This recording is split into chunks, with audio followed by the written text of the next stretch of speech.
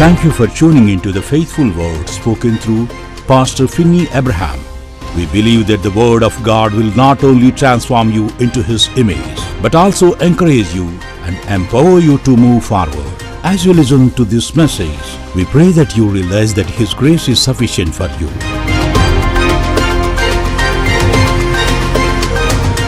ప్రభు వాక్యం విందాం. ప్రభు మనందరితో కూడా మాట్లాడునుగాక. 130వ కీర్తన 5వ వచనాన్ని ఉదయకాలం మనం ధ్యానం చేసుకుందాం. యెహోవా కొరకు నేను కనిపెట్టుకొనుచున్నాను, నా ప్రాణము ఆయన కొరకు కనిపెట్టుకొనుచున్నది, ఆయన మాట మీద నేను ఆశ పెట్టుకొని ఉన్నాను. ఉదయకాల సమయము మాట్లాడబోతున్న ఒక అంశము మనందరి జీవితంలో చాలా కష్టమైన ఒక అంశం అది. కానీ దేవుడు తన వాక్యము ద్వారా మనలందరినీ ఆదరించునుగాక. ఈ వాక్యములో ఉండి మనం నేర్చుకునే ప్రాముఖ్యమైన అంశం ఏంటి అని అంటే, క్రైస్తవ జీవితంలో చాలా కష్టమైన ఒక అంశం ఏంటంటే వేచి ఉండడం. వెయిటింగ్ అంటారు కదా, వేచి ఉండడం అనేది చాలా కష్టం. ఇప్పటికే చాలామంది వేచి ఉండి ఓపిక కూడా అయిపోయింది. కానీ ఈ రోజున దేవుని వాక్యములో నుండి పరిశుద్ధాత్మ దేవుడు మనలందరినీ కూడా బలపరచునుగాక.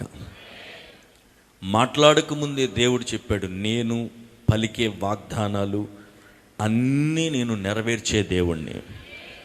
ఆధారాలతో చూపించాడు దేవుడు. అవునా కదా? సహోదరుడు ఏం చెప్తాడు నాకు తెలియదు. రాత్రి 12:30 అనుకుంటా మెసేజ్ పెట్టాను. నేను ముందే చెప్తాను, మర్చిపోయాను. కోటానికి వెళ్ళొచ్చి రాత్రి అయిపోయింది. సరే అన్నయ్య చెప్తానని చెప్పినప్పుడు నాకు అనిపించింది, దేవుడు తాను చెప్పిన వాగ్దానం మనం కలలు కనిన వంటి వారమేంటివి అంటారు చూసారా? అలాగ అసలు మనం ఎక్కడ ఏంటి పరిస్థితి ఏంటి, ఈరోజు దేవుడు తీసుకెళ్ళిన పరిస్థితి అన్నిటిని బట్టి దేవునికి ఎన్నో వందనాలు చెల్లించాలి. ఎంత స్తుతించినా కూడా సరిపోదు. నేనంటే మౌనంగా ఉండకూడదు మనం. ఎందుకో తెలుసా? దేవుని కార్యాలు దేవుడు ఎంతో ఎంతో మన జీవితంలో చేస్తూ ఉన్నాడు. కృంగిపోతుంటే వెంటనే మనల్ని లేవనెత్తుతున్నాడు. కానీ చాలామంది కృంగిపోయి ఏం చేయాలో తెలియని పరిస్థితులు. మనం ఈ 4 గోడల మధ్యలో దేవుని సన్నిధి అనుభవిస్తూ చక్కగా ఉంటూ ఉన్నాము. కానీ ఈ 4 గోడలు బయటికి వెళ్తే పరిస్థితులు ఏమీ బాగోలేదండి. చాలా దుఃఖం అనిపిస్తూ ఉంది. ప్రస్తుతం యవనస్తుల పరిస్థితి అసలు బాగోలేదు. ఎంత బాగాలేని పరిస్థితి అంటే, రకరకములైన డ్రగ్స్కి అలవాటు అయిపోతున్నారు. జీవితాలు నాశనం అయిపోతూ ఉన్నాయి. తల్లిదండ్రులు చాలా చాలా డబ్బులు ఖర్చు పెట్టి చదువుకుంటారని తీసుకెళ్ళి హాస్టల్లో పడేస్తే హాస్టల్లో చదివే పరిస్థితి లేదు. మొన్న ఎవరో చెప్తా ఉన్నారు, ఇంటర్మీడియట్ చదివే ఆడపిల్లలు తాగుతున్నారంట. ఏం తాగుతున్నారు? బార్న్విటా కాదు, అర్థమైందని తాగి మత్తులైపోయి నెక్స్ట్ రోజు క్లాసుకు కూడా లేవలేకపోతున్నారంట. భయంకరమైన పరిస్థితులు వింటుంటే చాలా బాధ అనిపించింది. దేవుడు పట్టణమును కావలి కాయినెడల కావలి కాయవారు ప్రయాసం. ఊరికనే ప్రార్థన చేస్తే సరిపోదు, కనిపెడుతూ ఉండాలి. అపవాది ఏ విధముగా సంచరిస్తున్నాడో అన్నీ చూసుకొని, అన్నిటికంటే ముఖ్యము దేవుడు మనకిచ్చిన ఆత్మను మనం రక్షించుకోవాలి. హల్లెలూయా చెప్పండి. అది నశించిపోకుండా జాగ్రత్త పడాలి. చదువులు కావాలి, బాగా చదువుకోవాలి, ఉన్నతమైన స్థితిలో మన బిడ్డలు ఉండాలి. కానీ వారి ఆత్మలు నష్టం అవ్వకూడదు, వారి లోకములో నశించిపోకూడదు. కనపడుతున్న లోకములో ఉన్న ధనము ఇవన్నీ ఎంత స్పీడ్గా వస్తాయో అంత స్పీడ్గా సొలొమోను అంటాడు, రెక్కలేసుకుని వెళ్ళిపోతాయి అంటాడు. ఎలా వెళ్ళిపోతాయి అంట? రెక్కలేసుకెళ్ళిపోయేదాన్ని పట్టుకోగలమా? పట్టుకోలేము. అంత వేగంగా వెళ్ళిపోద్దాం. అంటే ఏదైనా అవసరం, కానీ దేవుడు తోడు ఉంటేనే అవన్నీ మన దగ్గర ఉంటాయి, అవన్నీ అనుభవించగలుగుతాం. చేతులెత్తి హల్లెలూయా చెప్పండి. సో ఇక్కడ వేచి ఉండడాన్ని గురించిన మాటలు ఉదయకాలం మనం ధ్యానం చేసుకుందాం. వేచి ఉంటున్నప్పుడు మనము చేయకూడని ఒక పనిని ఈ ఉదయకాలం దేవుడు బైబిల్లో నుంచి ఒక సన్నివేశం ద్వారా మనకి జ్ఞాపకం చేయాలని ప్రభు ఆశపడతా ఉన్నాడు. ఈ వేచి ఉండడం అంటే 2 రకాలుగా ఉంటుంది. కొంతమంది వేచి ఉంటున్నామని అంటారు, కానీ వారి వేచి ఉండడంలో ఆ సర్టెనిటీ కనపడదు. అంటే వాళ్ళకి కూడా తెలియదు అసలు ఎందుకు వేచి ఉంటున్నారు అనేది. నిజంగా వేచి ఉండడం అంటే ఏంటో చెప్పనా? ఇప్పుడు టైము 11:05 అయింది.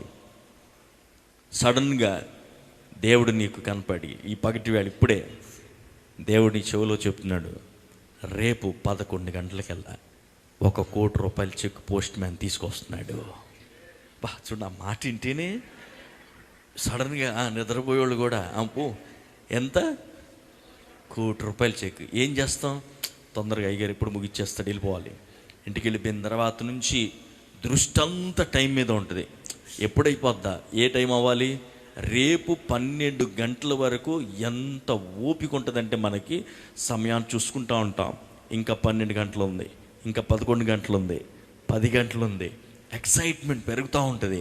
వేచి ఉంటున్నప్పుడు ఆనందం పెరుగుతూ ఉంటుంది. నేనంటాను, మరి దేవుడు వాగ్దానం చేసిన దాన్ని బట్టి కూడా అలాగే ఉండాలిగా. మరి ఆ ఎక్సైట్మెంట్ లేదే. ఆయన మాట తప్పే దేవుడా కాదు, మాట ఇస్తే నెరవేర్చే దేవుడు. ఒక వ్యక్తి రేపు పలానా సమయంలో నీకు ఇది ఇస్తున్నాను అని ఒక వ్యక్తి చెబితే ఎంత కనిపెట్టుకుని కూర్చుంటావు ఆ టైం కొరకు. అవసరమైతే నిద్రను పోగొట్టుకోవడానికి ఇష్టపడతావు, గంటలు లెక్క పెడతావు, సెకండ్స్ లెక్క పెడతావు, అవర్స్ లెక్క పెడతావు. సమయాన్ని కనిపెట్టుకొని చాలా ఎక్సైట్ అయ్యి సమయము దగ్గర పడుతున్న కొలది నీ ఎక్సైట్మెంట్ పెరుగుతూ ఉంటుంది. నేనంటాను, మరి నీకు వాగ్దానం చేసిన దేవుని వాగ్దానం పట్ల నువ్వు వేచి ఉంటున్న నీవు ఈరోజు ఎక్సైట్మెంట్ పెరిగిందా, తరిగిపోయిందా? దీన్ని బట్టి అర్థమవుతుంది తరిగిపోయింది అని. ఎవరు మాట్లాడలేదు కదా. మరి పెరుగుతుంది అని అంటే ఒక స్పందన వచ్చిందని, ఎవరు చెప్పట్లేదంటే తగ్గిపోయింది ఎక్సైట్. ఏం చెప్తారులే గారు, వేచి ఉండి ఉండి ఓపిక అయిపోయింది అయ్యారు. అసలు దేవుడు అన్నవాడు ఉన్నాడా అనే ప్రశ్న కూడా వేసినోడు లేకపోలేదు. ఆయన ఉన్నాడు కాబట్టి నువ్వు ఉన్నావు, గుర్తుపెట్టుకో, అంతే.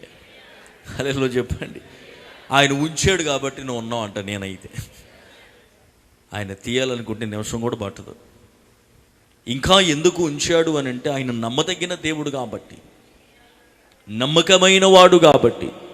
స్తోత్రం చెప్పండి గట్టిగా. సో దేవుని వాక్యం వింటున్న మనము ఈ రోజున చాలా చాలా విషయాల కొరకు వేచి ఉన్నాయి. ఇక్కడ ఒక కింద మాటలో ఒక మాట చెప్పాడు. ఆ వేచి ఉంటున్నాను గురించి మాట్లాడుతూ, కావలి వారు ఉదయము కొరకు కనిపెట్టుట కంటే ఎక్కువగా నా ప్రాణము ప్రభు కొరకు కనిపెట్టుచున్నది. ఎలాగంట? కావలి వారు ఉదయం కొరకు. ఇప్పుడంటే వాచ్లు ఉన్నాయి, ఆ దినాల్లో వాచ్ లేవు. రాత్రిపూట పనిచేసేవాడు తన డ్యూటీ అయిపోతుందని దేని వైపు చూస్తాడంటే వెలుగు ఎప్పుడు వస్తుందా అని చూస్తూ ఉంటాడు కావలివాడు. ఎంత తొందరగా వెలుగు వస్తే డ్యూటీ అయిపోయి ఇంటికి వెళ్ళిపోదామని కావలివాడు కాచుకుంటూ ఉంటాడంట రాత్రిపూట. ఇక్కడ అంటున్నాడు కీర్తనకారుడు, ఆ కావలివాడు పొద్దున్నే వెళ్ళిపోవాలని ఎంత ఎక్సైట్మెంట్తో ఆ వెలుగు కొరకు చూస్తున్నాడో దానికంటే మించిన ఎక్సైట్మెంట్ నాకుంది. ఎవరి పట్ల? దేవుడు నా పట్ల చేసిన కార్యాల కొరకు నేను కనిపెడుతున్నానండి. అది నీ సాక్ష్యమై ఉందా ఈ ఉదయకాలం? అది నీ లక్షణమై ఉందా ఈ ఉదయకాలం? అలా ఉంటేనే దేవుడు మనల్ని ఆశీర్వదిస్తాడు. స్తోత్రం గట్టిగా చెప్పాలి. దేవుడు ఆశీర్వదించేది స్తోత్రాలు చెప్పినంత మాత్రమే కాదు. దేవుడు ఎప్పుడు కూడా ఏది చేసినా హీ మీన్స్ ద యాటిట్యూడ్. ఆయన స్వభావాన్ని చూసే దేవుడై ఉంటున్నాడు. చెప్పండి, ఏం చూస్తాడు ఆయన? స్వభావాన్ని చూస్తాడు. నేను రాజుని అయిపోవాలి అనుకుంటే రాజ స్వభావం రావాలి. నేను ఉన్నత స్థితికి వెళ్ళాలి అనుకుంటే ఆ స్థితికి తగ్గట్టిన బిహేవియర్, లక్షణములు, క్యారెక్టర్ మనలోనికి రావాలి. అది రావట్లేదనే కొంచెం పిండుతాడు ఆయన, మధ్యలో కొంచెం నలగొడతాడు. అప్పుడు మనకు ఆ క్యారెక్టర్ వస్తుంది. స్తోత్రం చెప్పండి, హల్లెలూయా చెప్పండి. నేను ప్రార్థన చేసుకుంటున్నప్పుడు దేవుడు అంటున్నాడు, ఈ వేచి ఉండే అనుభవాలన్నిటికీ ముగింపు రాబోతుంది అంటున్నాడు ఆయన. నేను ప్రభువుని అడిగా, ప్రభు ఎలాగూ అని అంటే దేవుడు అంటున్నాడు, సారాను చూడు, చాలా కాలం వేచి ఉన్నప్పుడు నేను ఆమెను దర్శించాను అని అన్నాడు ఆయన. అందరూ చెప్పండి, ఆయన ఏం చేశాడంట? దర్శించాడు. చాలా కాలం దేవుడు మౌనంగా ఉండి జకర్యాని దర్శించాడు దేవుడు. కానీ ఈరోజు దేవుని బిడ్డలు ఎందుకో క్యారెక్టర్ ముఖ్యం అని అంటున్నానంటే, చాలామంది నాకు విశ్వాసం ఉందండి, దేవుడు లేకపోతే నేను బ్రతకలేనండి అని మాటలైతే చెప్తాం. కానీ ఇంతకాలము వేచి ఉన్న జక్కయ్య దగ్గరికి దేవుడు ఆయన వచ్చి చెప్పినప్పుడు నమ్మాడా నమ్మలేదా? నమ్మలేదు. అదేగా విషయం మనకి కూడా. ఇప్పుడు అయ్యా నీవు దేవుని దృష్టిలో నీతిమంతుడివి, దేవుడే సాక్ష్యం చెప్పాడు, నీవు నీతిమంతుడివి, క్రమంగా అన్నీ చేస్తావన్నాడు. చెప్పిన దేవుడు ఆయన దూతను పంపించి మరీ చెప్పాడు, ఇదిగో నీకొక బిడ్డ కలగబోతున్నాడయ్యా అని దేవుడు చెప్పాడు. కలగబోతున్నాను అని చెప్పినప్పుడు నమ్మాడా నమ్మలేదా? అందరూ చెప్పాలి. ఈరోజు మన విశ్వాసం కూడా అంతే. నేనేమంటానంటే, దేవుడు లేకుండా నేను బ్రతకలేను అని చెప్పేవాడు నన్ను బలపరచు అని యందు నేను సమస్తము చేయగలను అనేది కూడా చెప్పాలి. అర్థం అవ్వాలి చాలామందికి.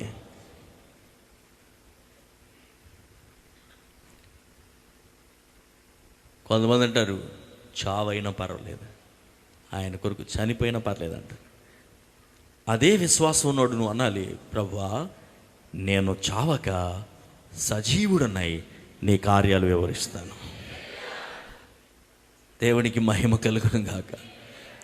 సో విశ్వాసం అలా ఉండిపోతున్న పరిస్థితి ఈరోజు.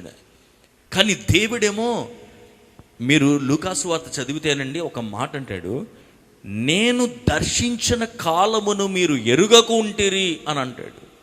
నేను విజిట్ చేయడానికి వచ్చినప్పుడు ఆ విజిట్ మీకు తెలియలేదు అంటున్నాడు దేవుడు. అంటే కారణం ఏంటి అని అంటే, నమ్మగలిగిన విశ్వాసము నీ లోపల లేదు అసలు. నీ యొక్క ఆలోచన విధానము నేను మాట్లాడిన మాటతో ఏకీభవించలేదు అంటున్నాడు దేవుడు. అందుకే కార్యములు జరగలేదు అంటున్నాడు ఈ రోజున. ఎంత వాక్యం చదివేవనేది కాదు, ఈ పగటి వేళ కూడా నీ శూన్యములో, నీ కష్టములో, నీ బాధలో దేవుడిది జరుగుద్ది అని చెప్పగలిగితే, ఎస్ ప్రభువా నేను నమ్ముతున్నాను అది జరుగుతుందంతే అని చెప్పేవాళ్ళు కావాలి దేవునికి. నమ్ముతున్నారా? అయితే చేతులెత్తి హల్లెలూయా చెప్పండి. అది వేచి ఉండడం అంటే. దేవుడు అంటున్నాడు, వేచి ఉండే వాళ్ళందరికీ ఈరోజు చెప్తున్నాడు, నేను దర్శించబోతున్నాను అంటున్నాడు. God is going to visit. ఆయన విజిట్ చేస్తున్నప్పుడు దేవుడు అంటాడు, మనం ఏం చేయాలో తెలుసా? ఇశ్రాయేలీల ప్రజలు వారు రకరకములైన కష్టములు అనుభవిస్తూ ఉన్నప్పుడు దేవుడు వారితో మాట్లాడుతూ ఒక మాట చెప్పాడు. ఏమిటి అని అంటే, నీ కష్టాన్ని నేను చూశాను, నీ బాధను నేను చూశాను, ఇప్పుడు నేను మిమ్మలను దర్శించబోతున్నాను అని చెప్పాడు దేవుడు. హల్లెలూయా చెప్పండి. అందరూ గట్టిగా స్తోత్రం చెప్పాలి. ఏమన్నాడు దేవుడు? నేను నిన్ను దర్శించబోతున్నాను అన్నాడు. నిర్గమకాండం 4:31. అప్పుడు వాళ్ళు ఏం చేశారో చూడండి. నిర్గమకాండం 4:31. మరియు యెహోవా ఇశ్రాయేలీయులను చూడవచ్చి తమ బాధను కనిపెట్టునన్న మాట జనులు విని తల వంచుకొని నమస్కారము చేసిరి. ఇంగ్లీష్లో చూడండి, they bowed their heads and worshiped the Lord. దేవుడు నీ దగ్గరికి రాబోతున్నాడు, దర్శించబోతున్నాడు. నీ వ్యక్తిగత జీవితాన్ని, నీ కుటుంబాన్ని, ఈ పగటి వేళ నీ బిడ్డల్ని దేవుడు దర్శించబోతున్నాడు అనగానే వెంటనే నువ్వు ఇవ్వాల్సిన స్పందన ఏంటి చెప్పండి? ఆయన సన్నిధానములో తలలు వంచి ఆరాధించాలి. వెల్కమ్ ప్రభు, రానైనా నా జీవితంలో చాలా కాలమైంది వేచి ఉన్నాను, సంవత్సరాలు అయిపోయింది వేచి ఉన్నాను, నెలలు అయిపోయింది వేచి ఉంటున్నాను, నువ్వు వస్తే నా పరిస్థితులు మారుతాయి. వచ్చేవారికి ఆయనకి ఎలా వెల్కమ్ చెప్పాలంట చెప్పండి? ఎలా వెల్కమ్ చెప్పాలి? కేవలం స్తోత్రం కాదు, అక్కడ అంటున్నాడు తల వంచి నమస్కారం అని రాశాడు. ఇంగ్లీష్ బైబిల్లో ఆరాధన చేసిరి. ఈ పగటి వేళ దేవుడిని మన మధ్యలోనికి పిలుద్దాం. ఎంతమంది ఆశపడుతున్నారు ఈ పగటి వేళ? నన్ను దర్శించండి ప్రభువా, నా బిడ్డను దర్శించండి, నా కుటుంబాన్ని దర్శించండి, చాలా కాలం అయిపోయింది, కొన్ని పరిస్థితులు విడుదల కావాలి అని కోరుకుంటున్న వారందరూ స్వరాలెత్తి ఏం చేయాలి? తలలు వంచి ప్రభు అంటున్నాడు, స్వరమెత్తి ఆరాధించమంటున్నాడు దేవుడు. ఆరాధించమంటున్నాడు దేవుడు. బిగ్గరగా ఆరాధించాలి. దేవుడు ఈ పగటి వేళ నిన్ను కలవబోతున్నాడు. ఎందుకు కలవబోతున్నాడు తెలుసా? నీ వేచి ఉండు కాలమును ముగించబోతా ఉన్నాడు ఆయన. శారా జీవితంలో దేవుడు కలిసినప్పుడు ఆమె స్థితిగతులు దేవుడు మార్చేశాడు. ఆయన రూత్ అంటా ఉంది, దేవుడు తన ప్రజలను దర్శించిననే మాట నాకు వినబడను గనుక ఇదిగో నేను వెళుతున్నాను అంటున్నాడు. దేవుడు దర్శించినప్పుడు ఆ దర్శనలో ఏముందో తెలుసా? కాపుదల కూడా ఉంటా. ఎంతమంది ఆశపడుతున్నారు, ప్రభువా నన్ను దర్శించు, బలహీనమైన నన్ను దర్శించు, కుటుంబ సమస్యలతో నలిగిపోతున్నా నన్ను దర్శించు, ఇంట్లో సమస్యల చేత నలిగిపోతున్నా నన్ను ఈ పగటి వేళ దర్శించు ప్రభువా అని ఎంతమంది ఆశపడుతున్నారో, ఆశపడు వారు తల వంచి దేవుణ్ణి ఆరాధించాలి. మౌనంగా ఉండదు, తల వంచి ఆరాధించాలి, తల వంచి ఆరాధించాలి, తల వంచి ఆరాధించాలి. ఆరాధన అంటే మౌనంగా ఉండడం కాదు, స్వరాలెత్తి స్వరాలెత్తి ఆరాధించండి. హల్లెలూయా హల్లెలూయా యేసయ్యా. చెప్పండి, నన్ను దర్శించు ప్రభువా. ఈ వ్యాధి చేత, ఈ బాధ చేతనైనా నా బిడ్డ జీవితంలో మేలు జరగక చాలా కాలం వేచి ఉండి నేను ప్రార్థన చేస్తా ఉన్నాను. ఈ 70 సంవత్సరముల యొక్క బానిసత్వం ముగించబడాలి. 400 సంవత్సరాల ఈ కఠినమైన పరిస్థితులకి ముగింపు పలకాలంటే నీవు దర్శించాలి యేసయ్యా. దర్శించేసయ్యా నీ స్వరాలెత్తి బిగ్గరగా యేసయ్యా, స్వరాలెత్తి హల్లెలూయా యేసయ్యా. Thank you lord. నా తోడు నీవుంటే అంతే చాలయ్యా, నా ముందు నీవుంటే భయమే లేదయ్యా. నా తోడు నీవుంటే అంతే చాలయ్యా, నా ముందు నీవుంటే భయమే లేదయ్యా. ఎబెనేజరే. అందరూ ఆరాధించాలి. ఎందుకు ఆరాధించాలి తెలుసా? God is going to visit. ఆరాధించువారు చూపించే సైన్ ఏంటంటే, లార్డ్ తల వంచి ఆరాధిస్తున్నాను, ఎందుకంటే నీవు నన్ను దర్శించబోతున్నావు. ఈ పగటి వేళ నా వేచి ఉండు కాలానికి ముగింపు పలకబోతున్నావయ్యా. ఓ ఎబెనేజరే, ఎబెనేజరే, నా తోడువై నీవుంటివే. ఎబెనేజరే. స్వరాలెత్తి గతకాలమంతా కాచితివే. స్తోత్రం స్తోత్రం స్తోత్రం. కనుపాపగా కాచితివే. స్తోత్రం స్తోత్రం స్తోత్రం స్తోత్రం. కృపలో దాచితివే. స్తోత్రం. అందరు కలిసి ఆరాధన.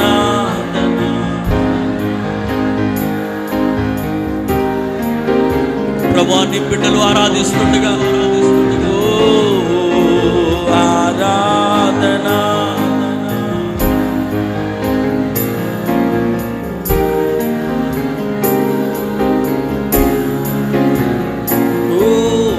ఆరాధన.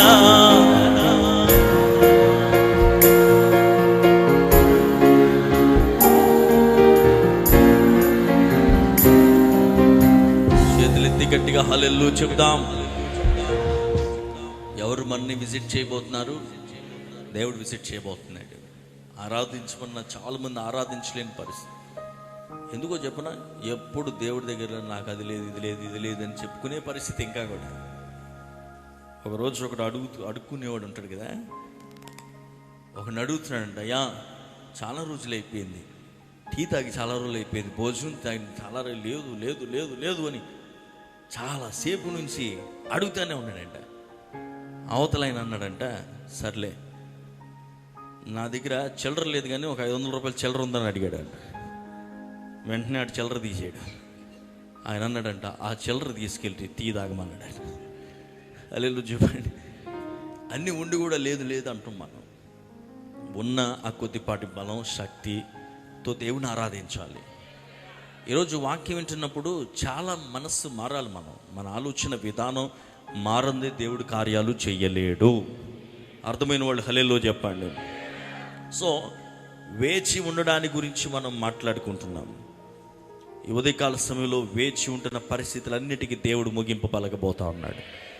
ఇంకా బాగా అర్థం అవడానికి ఒక చిన్న ఉదాహరణ చెప్తాను. ఒక ఇద్దరు స్త్రీలను తీసుకొని, ఒక స్త్రీ ఆమె గర్భాన్ని ధరించి ఉంది, ఇంకొక స్త్రీ మామూలుగా ఉందని అనుకుందాం.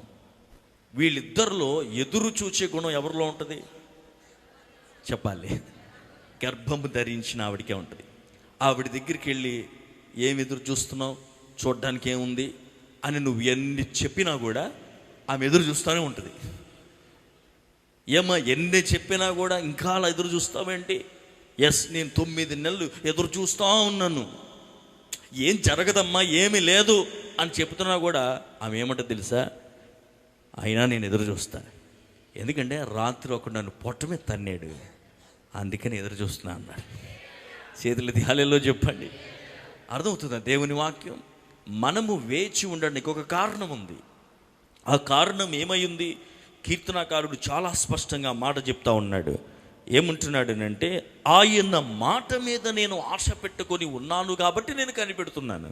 అందరూ ఆ మాట చెప్పండి. ఆయన మాట మీద నేను ఆశ పెట్టుకున్నాను కాబట్టి నేను వేచి ఉంటున్నాను. మరలా చెప్పాలి గట్టిగా. అది అలా ఆయన మాట మీద ఆశ పెట్టుకొని ఎదురు చూచేవాడికే నిరీక్షణ. ఆ మాట లేకుండా నువ్వు ఎంత ఎదురు చూసినా వేస్ట్. అర్థమవుతుందా? ఈరోజు మనందరం ఇలా వేచి ఉన్నామంటే కారణం ఏంటి? దేవుడు పలికిన ఒక మాట, చేస్తానన్న ఒక మాట, తీసుకెళ్తానన్న ఒక మాట, సాధిస్తానని చెప్పిన ఒక మాట, స్వస్థపరుస్తానని చెప్పిన ఒక మాట, ఆ మాటను ఆధారం చేసుకుని ఎదురు చూస్తున్నాం. ఎందుకంటే ఆయనే మన దగ్గరకు వచ్చి మన హృదయంలో ఆశ లేనప్పుడే, జీవితంలో ఎప్పుడు ఆ స్థితి అనుకోనప్పుడే దేవుడు మన హృదయంలోనికి వచ్చి మాట్లాడాడు. చేతులెత్తి గట్టిగా హల్లెలూయా చెప్తావా? గట్టిగా హల్లెలూయా చెప్తావా? ఈ రోజుల్లో కూర్చుని వాక్యం వింటున్న వారందరూ జ్ఞాపకం చేసుకోండి. ఈ రోజు నుంచి నీ నడక ఎలా ఉండాలి తెలుసా? నీ శరీరంలో, నీ యొక్క మనస్సులో, నీ ఆలోచనలో దేవుడు నేను వేచి ఉంటున్న కార్యాన్ని జరిగించబోతున్నాడు అన్న సైన్స్, సిమ్టమ్స్ ఉండాలి నీ లోపల. ఒక గర్భము ధరించిన ఆవిడ ఎలాగైతే ఆమెకి సిమ్టమ్స్ ఏంటనంటే, ఆమె నడుస్తున్నప్పుడు అనుభవిస్తున్న కొన్ని పరిస్థితులకు ఆమెకి తెలుసు. ఈ వేదన, ఈ పరిస్థితులు, ఈ రాత్రి తన్నుతున్న ఈ పరిస్థితులు, గుద్దుతున్న ఈ పరిస్థితులు ఆమెకు తెలుసు. నేను వేచి ఉంటున్నాను.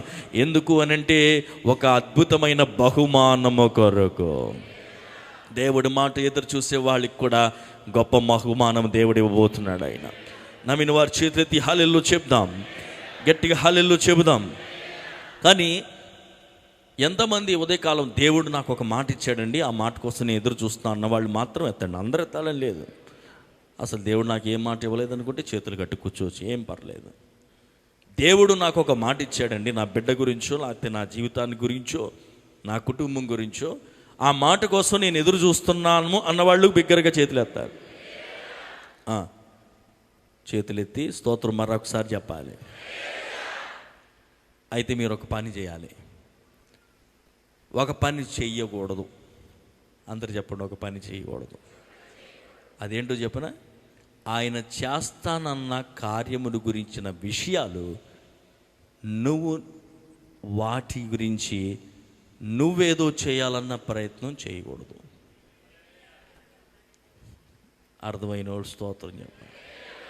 నేను చెప్పే చిన్న చిన్న విషయాలు కాదు, నమ్మితే పెద్ద కార్యాలు జరుగుతాయి. మాట చిన్నది, కార్యం గొప్పది. అర్థమవుతుందా? అంటే ఇంగ్లీష్లో అంటానంటే don't take the matters into your hand while you are waiting for the lord. దేవుని కొరకు ఎదురు చూస్తున్నప్పుడు కార్యాలను నీ చేతిలోకి తీసుకోబాకు. తీసుకుంటే చాలా ప్రమాదం. అదే మీకు చూపించాలనుకుంటా ఉన్నాను ఉదయకాలం. 1 సమూయేలు గ్రంథం 13వ అధ్యాయము 4, 5, 6 వచనాలు చదువుకొని ఈ వాక్యము నుండి కొన్ని మాటలు నేర్చుకుని ముగించుకుందాం. మొదటి సమూయేలు 13వ అధ్యాయము 4వ వచనం నుండి. సౌలు ఫిలిష్తీయుల దండును హతము చేసి నందున ఇశ్రాయేలు ఫిలిష్తీయులకు హేయులైరని ఇశ్రాయేలుకు వినబడగా జనులు గిల్గాలో సౌలు నొద్దకు కూడినొచ్చిరి. ఫిలిష్తీయులు ఇశ్రాయేలుతో యుద్ధము చేయుటకై 30,000 రథములు 6,000 గుర్రపు రౌతులను సముద్రపు దరి నుండి ఇసుక రేవులంత విస్తారమంత జనసమూహమును సమకూర్చుకొని వచ్చిరి. వీరు బయలుదేరి బెతావేను తూర్పు దిక్కున మికాషులో దిగిరి.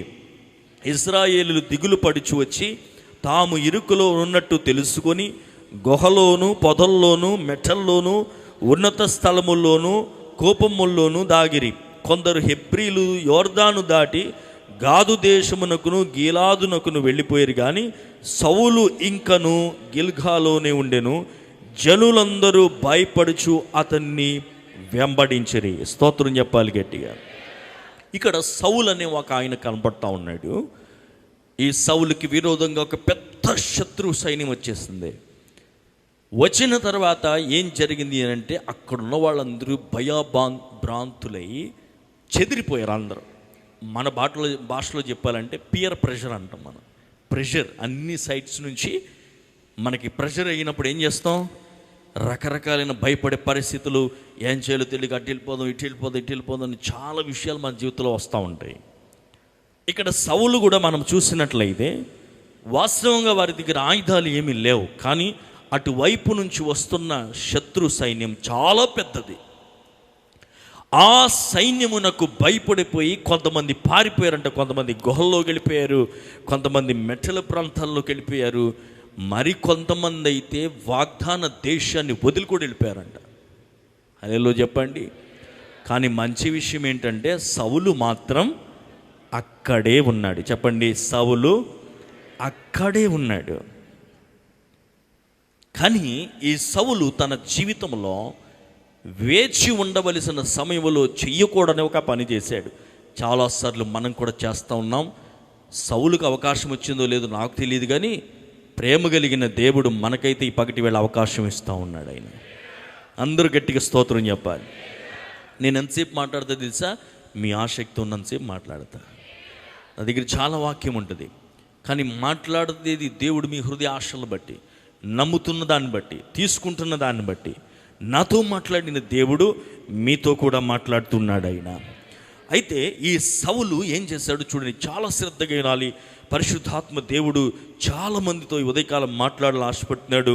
ప్రత్యేకంగా యవనస్తులకి, కొంతమందికి ఎదురవుతున్న కొన్ని పరిస్థితులకి. ఎందుకంటే నేను వాక్యం చదువుతున్నప్పుడే ప్రభు నా హృదయంలో ఈరోజు చాలామందితో దేవుడు మాట్లాడబోతున్నానని చెప్పాడు ఆయన. గట్టిగా హల్లెలూయా చెప్పండి. సో అక్కడ 8వ వచనాన్ని చదవండి. ఇప్పుడు సమూయేలు చెప్పినట్టు అతడు 7 దినములు ఆగి సమూయేలు గిల్గానుకు రాకపోవుటయు జనులు తన యొద్ద నుండి చెదిరిపోవటయు చూచి. చాలు, ఒక్క నిమిషం. సమూయేలు ఎన్ని రోజులు ఆగమన్నాడు? అందరూ చెప్పాలి, ఎన్ని రోజులు ఆగమన్నాడు? ఎక్కడ ఆగమన్నాడో అక్కడ ఉన్నాడు. మంచోడైన దైవజనుడు చెప్పిన మాట విన్నాడు.